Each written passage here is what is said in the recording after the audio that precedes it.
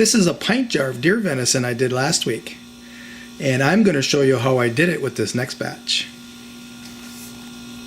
That is a Miro 22 quart pressure canner, and we are going to can some deer venison. I'm going to emphasize this because I've kind of overlooked it in the past myself, and I'm going to think about it. We want to always, I have a paper towel here that's dabbed a little bit wet, and you want to always clean off the rim of the jar. This is an old book coming right out of Miro, and these are the instructions that I'm going to follow. Just this 2 lines here. Pre-cooked meat. So that's what's going to be different. I'm going to pre-cook the meat until medium done, or when the cut shows almost no pink at the center. Cut in pieces. I'm going to cut in pieces before I cook them. They'll cook faster. Add salt. I'm only adding 1/4 teaspoon per pint. And then fill with liquid. We are using artesian water from a local source here. And then up to 1 inch from the top, adjust lids process. That is as simple as you can make it right there. That's what I'm going to do. There it is, way down there. These top ones are actually just steaks that I don't want to can, but I got these big packages here. These are the ones I got to get out of here. Okay, I got to get to work. Very thick packages stuffed right full of venison. They're going to fall out by tomorrow. That they should. I just cut it up into small cubes. You can kind of see how big a cubes I put it into. I do like using a fish fillet knife, and I will sharpen it every so often. Poured a little olive oil on my brush, and I'm just going to lightly touch upon the tops of all of these little venison morsels. You know you have a good coating of olive oil on your meat when it's shiny. Under the broiler. This is the venison after being under the broiler on high for 8 minutes. I like to get that charred look on it. That imparts a nice smoky flavor to the venison. Here's the next batch. Here's my bowl getting filled up. And here's the batch after that. And a spatula here. And we're draining it off a little bit. And we're putting it in a bowl to rest. This is what's left in the pan. It is a mixture of venison fat and olive oil. I'm saving it for soup stock. This is an 11 by 14 inch broiler pan, and cooking 2 batches of venison yielded a quart of soup stock. Okay, working on our second bowlful. Okay, you just want to fill up this pint jar with the cooked venison chunks, and you want to pack it in tight because it doesn't make sense to have canned jars that aren't full. Now we have reduced it pretty good already by cooking it, which is one of the points of cooking it or pre-cooking it. And we'll be able to fit more into a jar. Pushing them down, and I want to get below that little bottleneck that separates the jar itself from where the lid is going to be placed. Okay, that's pretty good right there. Directions call for, they have it 2 teaspoons per quart, but I'm using a 1/2 teaspoon per pint because I think that's plenty enough salty taste. Doesn't need to be any more saltier. And a little squirt of olive oil. I don't even measure it. It's not that critical. Then I have some hot water here. And this is artesian water that we get from a local source. I'm pouring it in slowly, let it fill in all the cracks between the chunks of venison, and then get it up right up to that. And I'm going to emphasize this because I've kind of overlooked it in the past myself, and I'm going to think about it. We want to always, I have a paper towel here that's dabbed a little bit wet, and you want to always clean off the rim of the jar because that could affect your seal.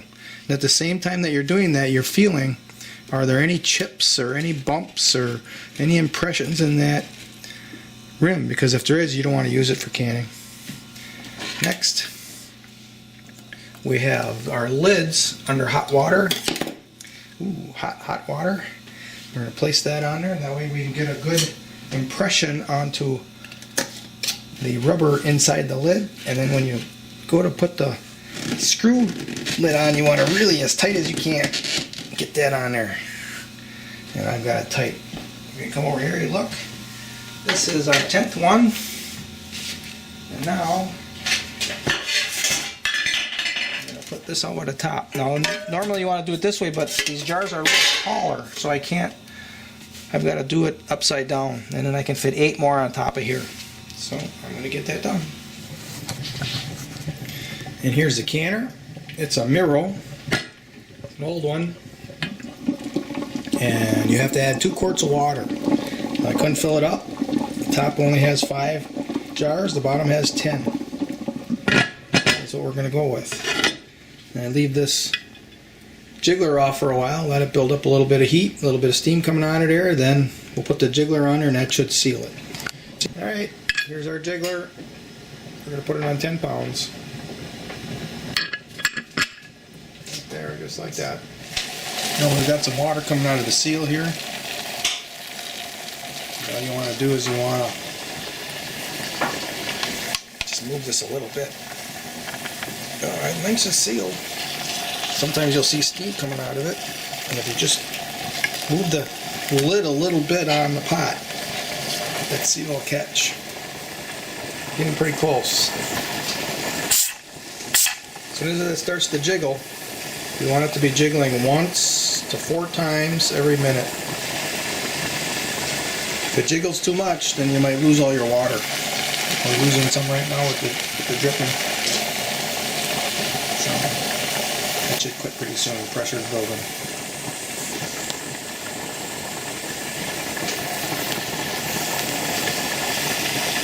Getting close. This little red dot is actually a relief valve, emergency relief valve. If somehow the pressure begins to build and the top spigot is clogged or something, this will pop off. It won't build up so much pressure that it'll explode.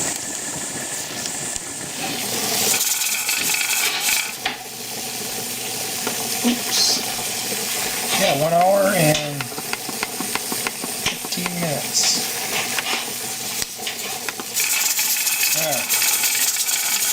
Timer set, 1 hour and 15 minutes. That's how long we're going to jiggle this canning pot at 10 pounds of pressure. And we want to set this up so that it jiggles once to 4 times every minute. And we're a little bit higher than that, so I'm going to lower the temperature a little bit. And if all of a sudden it stops jiggling, it'll increase it.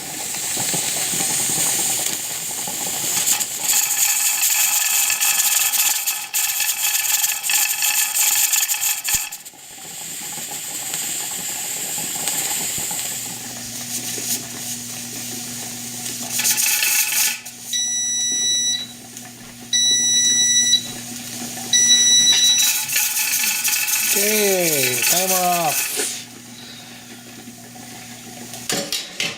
Now, we don't want to take the jiggler off the top because we don't want to release the pressure fast. We want it to cool down slowly and naturally. All I'm going to do is slide it over off of the hot burner. Now, this can go over. Just look at this stuff. Just look at this. This is where 2 quarts of our soup stock went. Right in here. This is our soup stock. It's actually mixed 50-50 with artesian water. That's our soup stock right there. With all these yummy ingredients. This is going to be soup for a couple days. Onions, carrots. We had turkey meat left over, so the turkey meat got chopped up and put in here. Broccoli, celery, lots and lots of onions. Ooh, it smells good. It's not even cooked yet. That smells so nice. So I'll cook that on a lower temperature for a couple hours. It's 1:55, so it should be ready by 5. 3 hours of cooking. Then I'll leave it overnight outside. Well, I won't put it in the fridge. I'll put it in at room temperature, and the flavors just begin to become enhanced by that resting overnight at room temperature. And we'll have some more tomorrow. And we'll put the pot in the fridge and eat on it for a couple days straight. Look at that. There's our completed cycle of 75 minutes, hour and 15 minutes at 10 pounds of pressure. Okay. I just like that red relief valve. That brightens everything up. How about that, huh? Our soup has been cooking for nearly 2 hours. Oh my God.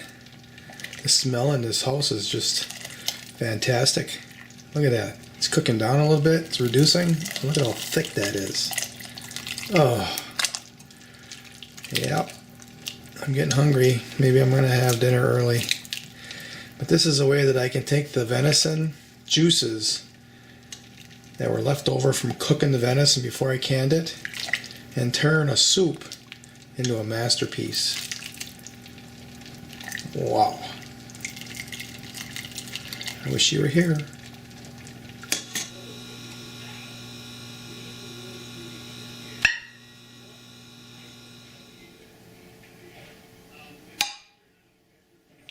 Wow, this soup is so awesome. I gotta show you a close up, a real close up look at. Just look at this. Unbelievable flavor to this. Time for soup. Look at that. Look at that broth. Ooh, yeah. Ooh, it's hot. All right, we are finished. 15 pints of canned deer venison. It's been 3 hours since the canner has been pulled off the burner. You can see some of these are still bubbly. Still hot.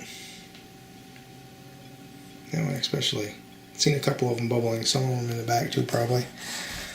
So maybe I should have left them in the canner a little bit longer. But I think we're going to be alright. Looks like most of them have already sealed. I think all of them are sealed. And I'm going to call this batch a huge success. I'm going to call this video a success. And on the screen right now we are popping up another video for you to watch.